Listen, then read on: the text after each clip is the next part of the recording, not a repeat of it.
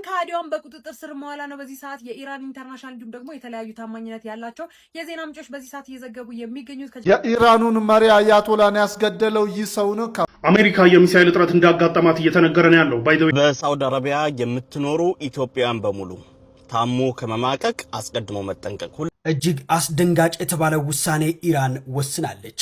ጦርነቱ ወደኛ ሀገር የመጣ ይመስላል። እጅግ አስደንጋጭ የተባለው ውሳኔ ኢራን ወስናለች። ጦርነቱ ወደኛ ሀገር የመጣ ይመስላል።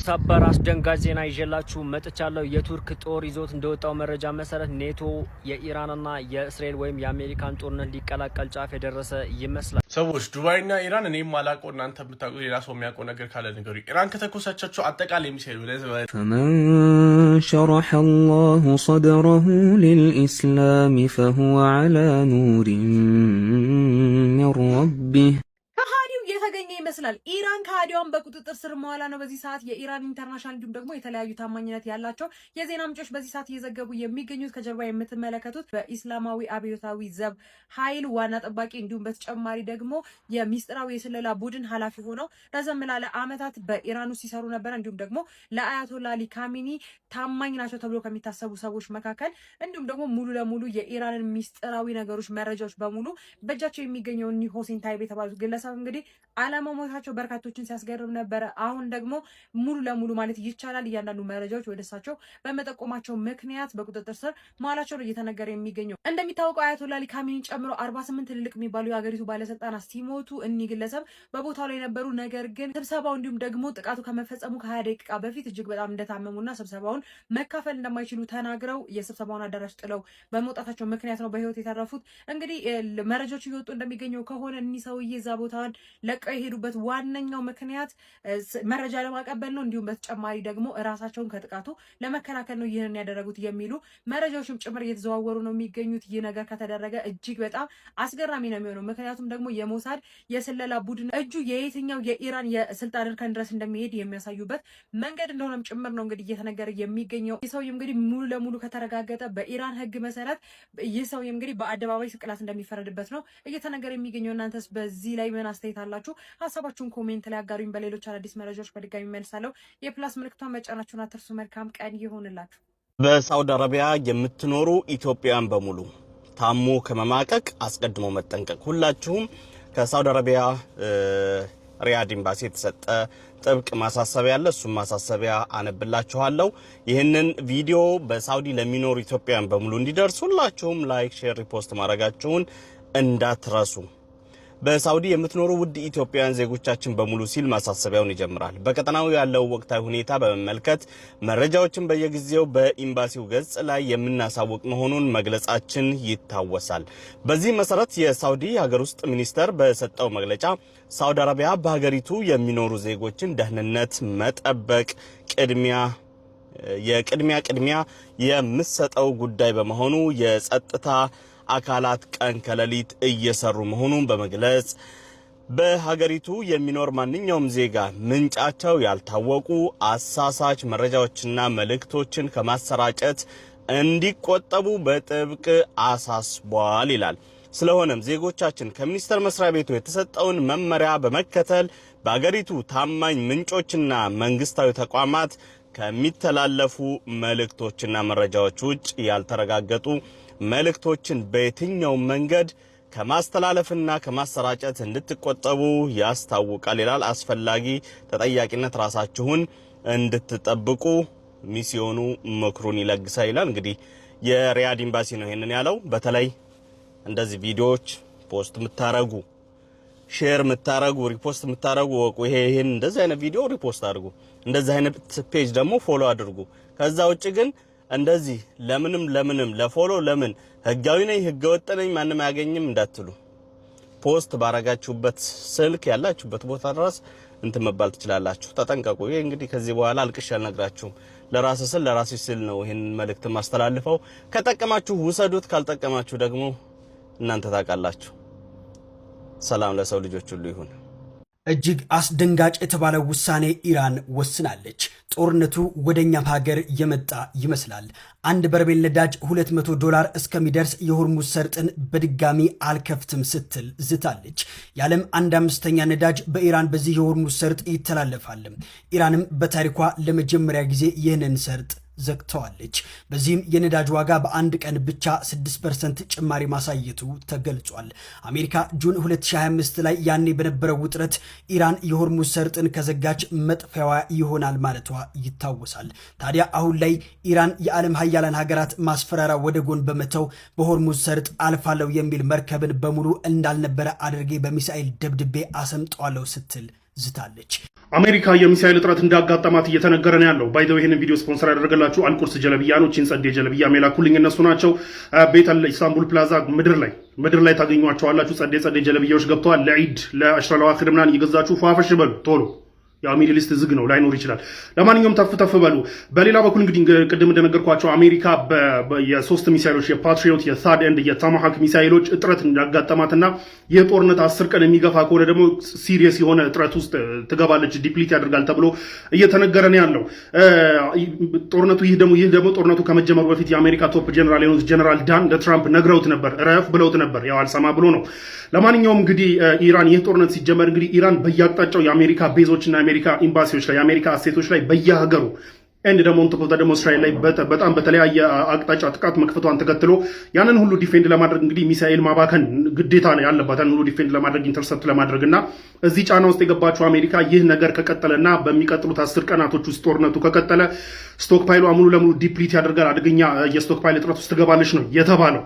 ናው ይቀጥላል ወይ ነው አሁን የ10 ቀን ከቀጠለ እንግዲህ ነገራቶች የሚገለባበጡበት ሁኔታ ሊሆን ይችላል። ይህ ደግሞ ሀፕን ያደረገባት እንግዲህ አሜሪካ ባለፉት 5 እና 6 ዓመታት ለዩክሬን እና ለእስራኤል ያላትን የሚሳይል ስቶክ ፓይል ማስታጠቋ ነው። ዩክሬን እንደምታውቁት ጦርነት ውስጥ ነች። ለዛ ጦርነት እንግዲህ ለዩክሬን ብዙ አስታጥቃለች። የታድ የፓትሪዮት ሚሳይሎችን አስታጥቃለች እና ያን ከስቶክ ፓይሏ እየወሰደች ለነዛ ማስታጠቋን ተከትሎ መጀመሪያም ስቶክ ፓይሏ ዲፕሊት አድርጎ ነበር።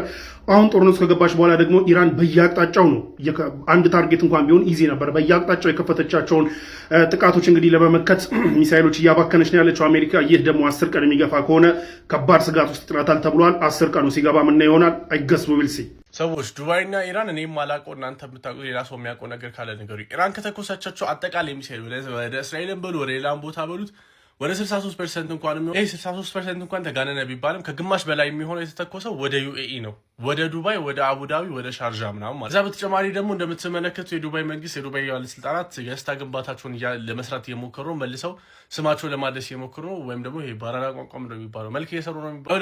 ይሄ ትናንትና ላይ የነበረ መረጃ ነው። 541 ድሮን፣ 2 ክሩዝ ሚሳኤል፣ 165 ባሊስቲክስ ሚሳኤል አሁን ላይ 170 ምናምን ኢንተርሴፕት አድርጋለሁ ብላለች። ከዚህ ቪዲዮ በፊት ደግሞ የሰራሁላችሁ ነው። እንደምትመለከቱት እንግዲህ መሪያቸው በሞሌ የተዘዋወሩ ሀገራችን ሰላም ነው እያለች ነው። ይህም እንግዲህ መሐመድ ቢን ዛይድ ናቸው። እሳቸው ከዚህ በፊት ሞተዋል ተብሎ ሲወራ ነበር። እንዳሲ ቪዲዮ ሰርችላችሁ ነበር፣ ሞተው ሊሆን ይችላል እኚህ ሰውዬ ብዬ እና እንግዲህ እንደምትመለከቱት የዱባይ ሞል ውስጥ የተዘዋወሩ ሀገራችን ሰላም ነው፣ ጥቃቱ ውሸት ነው ምናምን የሚባል ፕሮፓጋንዳ እየሰሩ ነው። ወይም ደግሞ ያው ሀገሪቷ ሰላም ሊሆን ይችላል፣ ግን ጥቃት ደርሶባት ነበር። እነሱ ደግሞ አይ ቲንክ የዱባይ መንግስት ምንም ጥቃት አልደረሰብንም we're perfectly operating የሚለውን መልዕክት ማስተላለፍ የፈለጉ ይመስለኛል። እዚህ ነገር ላይ ከገቡ ሰዎች አንዱ መካከል አንድሩ ቴት መሰለኝ። ምክንያቱም አንድሩ ቴትን ብዙ ቪዲዮ እያየሁት ነው ኢንስታግራም ላይ ኢትስ ዱባይ ኢትስ ሴፍ ምናምን የሚል ነገር ፖስት ያደርጋችኋል። እና እንደዚህ ፖስት ሲደረጉ ማስተዋል ያለባችሁ ነገር አንድ ነገር ምን መሰላችሁ ሰዎች፣ ሁልጊዜ ፖስት የሚደረግ ነገር ሶሻል ሚዲያ ላይ የሚታይ ነገር የሆነ ለእይታ የሚደረጉ ወይም ደግሞ የዛን ሀገር ገጽታ ግንባታ ለማካሄድ የሚደረጉ ነገሮች ስላሉ ስለዚህ እሱን አስተውሉ። ብቻ በአጠቃላይ እንግዲህ ዱባይ is back to operating like ዱባይ ከዚህ በፊት እንደነበረችው ማለት ነው ይመስለኛል። ምክንያቱም ፕሌኖቹ መነሳት ጀምረዋል። everything is getting back to ኖርማል ባይሆንም ግን አትሊስት ኮንዲሽኑ የተሻሻለ። ሰበር አስደንጋጭ ዜና ይዤላችሁ መጥቻለሁ። የቱርክ ጦር ይዞት እንደወጣው መረጃ መሰረት ኔቶ የኢራንና የእስራኤል ወይም የአሜሪካን ጦርነት ሊቀላቀል ጫፍ የደረሰ ይመስላል። የቱርክ መከላከያ ይዞት እንደወጣው መረጃ መሰረት የኔቶ የአየር መቃወሚያ ሲስተሞች የኢራንን ሚሳኤሎች መተው እየጣሉ ነው ሲል በዚህ ሰዓት መግለጫ አውጥቷል። እንግዲህ በዚህም ምክንያት እንግዲህ ኔቶ ልትቀላቀል ይሆን ወይ የሚል ስጋቶች እየታዩ ይገኛሉ። አዳዲስ መረጃ አሁንም ሲመጣ ደርሳችኋለሁ። በደም ሼር፣ ኮፒ፣ ሊንክ፣ ሪፖስት እያደረጋችሁ አዳርሱት። ብስሚላህ አልሐምዱሊላህ ረብል ዓለሚን ወሰላቱ ወሰላሙ ዐላ ረሱሊላህ ሰለላሁ ዐለይሂ ወሰለም። ሰላሙ አለይኩም ወራህመቱላሂ ወበረካቱ። የተከበራችሁ ወንድሞቼ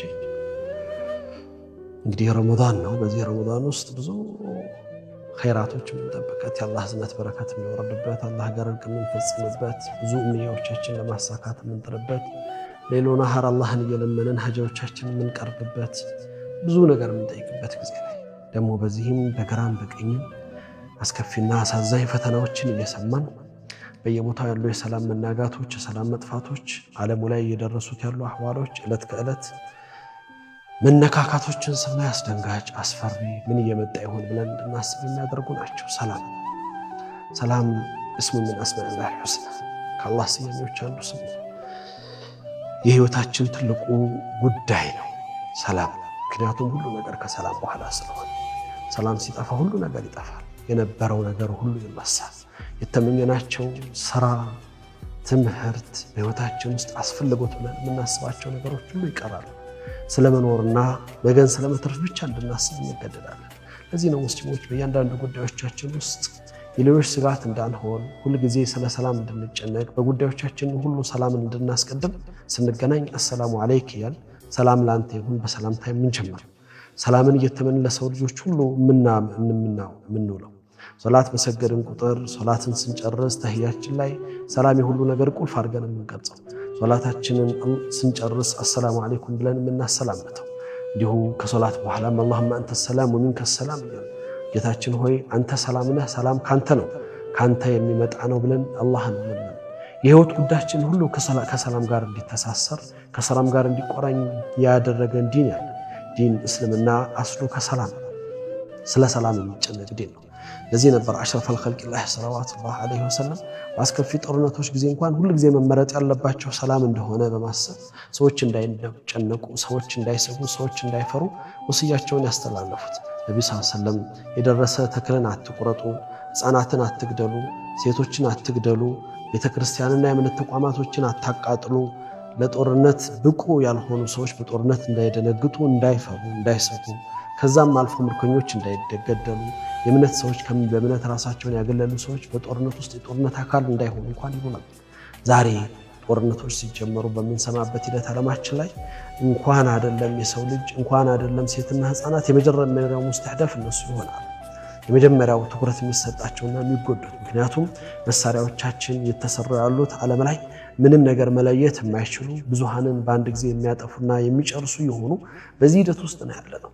ይህ ባለበት ሂደት ውስጥ ሰው በቤቱ የጦርነቱ አካል ሳይሆን ሳይመለከተው ከሀገር ሀገር ለመንቀሳቀስ ንግዱን ለማሳለጥ በህይወት ውስጥ የሚፈልጋቸውን ጉዳዮችን ለመምላት ይባስቡ ዑምራና ሐጅ ለማድረግ እንኳን አየሩ እየቆመ ሰላሙ እየጠፋ በዚህ አይነት ሂደት ውስጥ እዛ ለሚደረገው ጦርነት እዚህ ያለው ሰላም ሲናጋ እንሰማለን።